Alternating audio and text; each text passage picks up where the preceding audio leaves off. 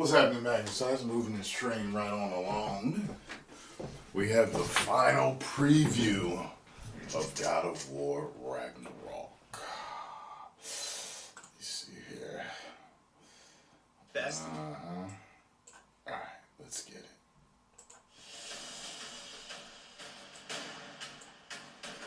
In 2018, Sony Santa Monica Studio created one of the best mixes of combat and storytelling ever made. Yes, they did. God of War.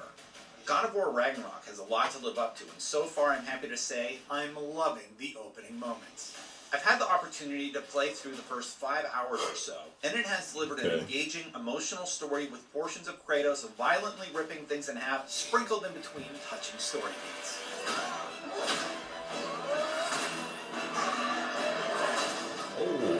If you're unfamiliar with what took place in the 2018 God of War, or just want a refresher, there's a bite-sized recap available at the main menu. This has become a tradition for PlayStation games that I hope continues. Having that synopsis gives us a reminder of the tone the original left off with as I start this new adventure.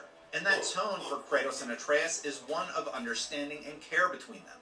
Today they have a common goal of survival, and they are working to stay safe during the 3-year Fimbulwinter. During the opening scenes of Ragnarok, it's clear that Atreus is a very different person than his father.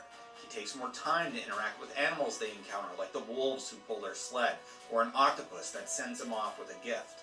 He even chooses to approach a situation that his father clearly had other ideas about in his own way, as Kratos tries to advise him using his past experiences as a lesson. Atreus has matured a lot in Ragnarok, and you'll literally hear that maturation from the first time he speaks. The differences in personalities strike a wonderful balance between Atreus and Kratos. Atreus wants to explore and uncover the mysteries of the world, whereas Kratos seems content keeping his head down and, more importantly, keeping his son safe. He struggles to admit that maybe he could learn a thing or two from his son. Stop thinking like a father for a moment and start thinking like a general!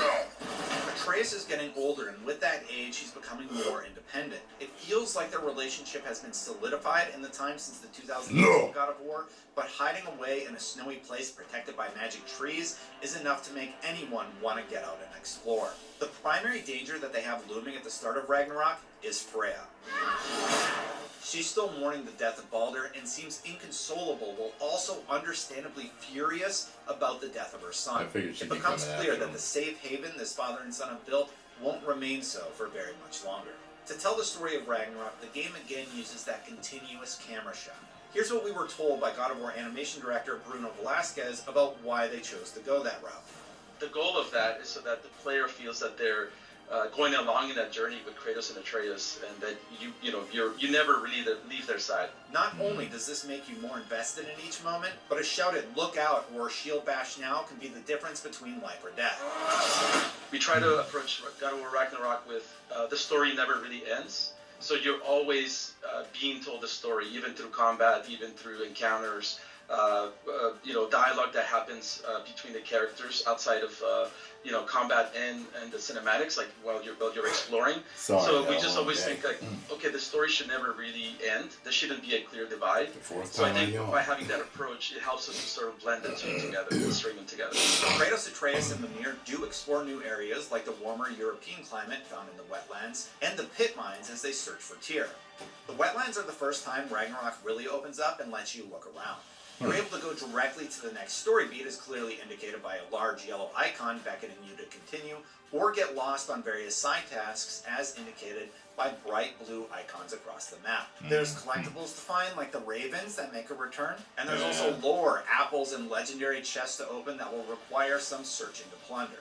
Oh, and of course, plenty of pots to smash for a little extra hack silver. I admit I also smashed many of the pumpkins found in the wetlands, but mostly just because I like that squishy sound they make when they explode.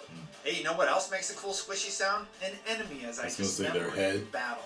And thankfully, those dismemberings won't always be Kratos using his hands or blades to do said dismembering, because the team has now added weapon-specific finishers. That was one of the biggest pieces of feedback that we got from the previous game. So for the first time all ever the toys, in the God of War game, the books, we were able to have weapon-specific kills. So in the previous games, you would always default back to the Blades of Chaos, or Kratos would use his hands. But this time around, if you have the axe equipped or you have the blades equipped, you're going to get a different kill. Playing through on Give Me God of War is not for the faint of heart. Any mistake was met with a massive chunk of health evaporating or a meeting from my old friend the try again screen. However, it also forces you to take your time, consider how every encounter unfolds, what armor you select, and what shield will work best when perfecting your parries. The Valkyries Getting were the through hardest an thing island in the last unscathed game. is exhilarating. Sheesh. If you're going to jump in on this difficulty like I did, Bruno has a few tips to share. As you can see in God of War Ragnarok, now we have a lot more of a traversal and mobility that can be used in combat as well, so that you can grapple up to ledges and pull yourself up, which adds more verticality to the combat. And that's obviously an inspiration from the previous games, right? Where Kratos could do that before. Okay. We wanted to sort of like draw inspiration from those old games and see how we can bring back some of those fan favorite moves. One blessing that made this difficulty setting a little bit more bearable was mid-point boss battle checkpoints. If you've managed to clear a checkpoint and are low on health, the game will give you just enough to stop that rapid heartbeat noise and give you a chance to look around the field to see if there's any health power-ups laying around.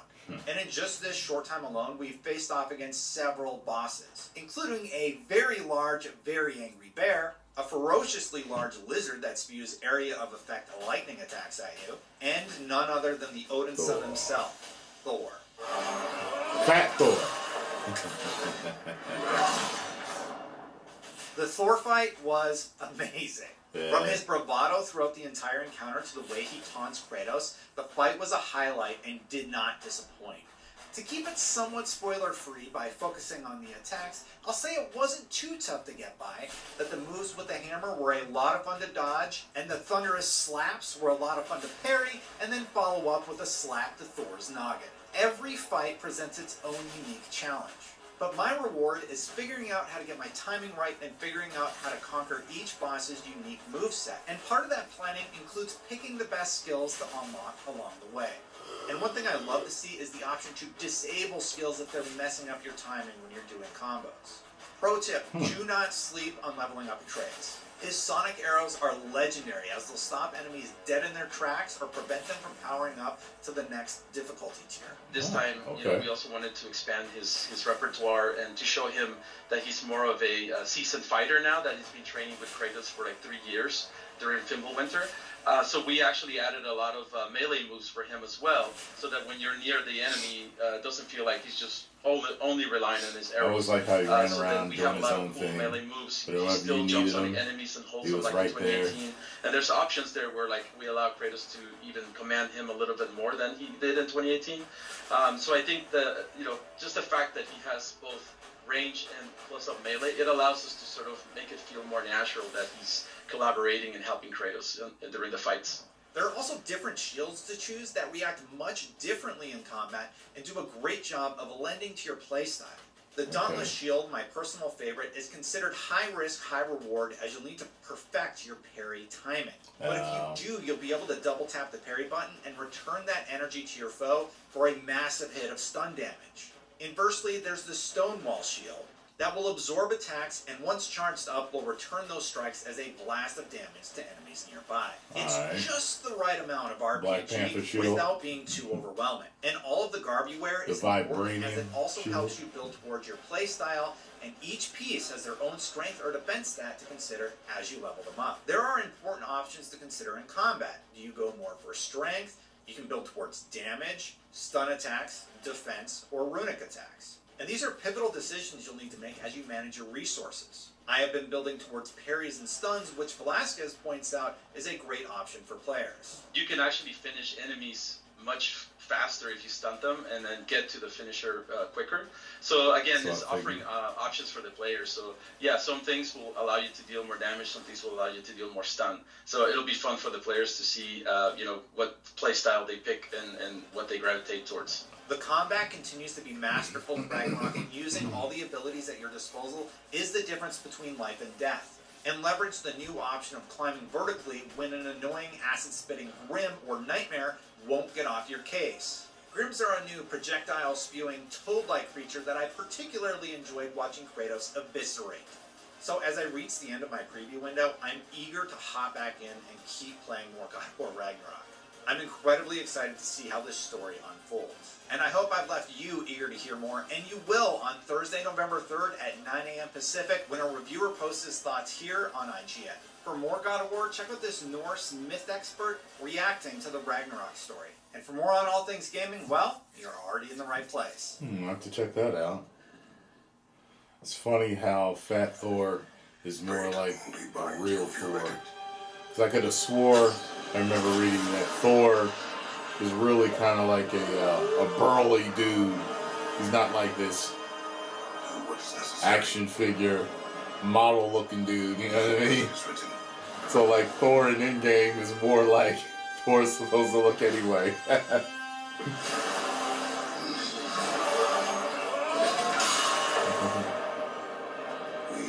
will make our own destiny.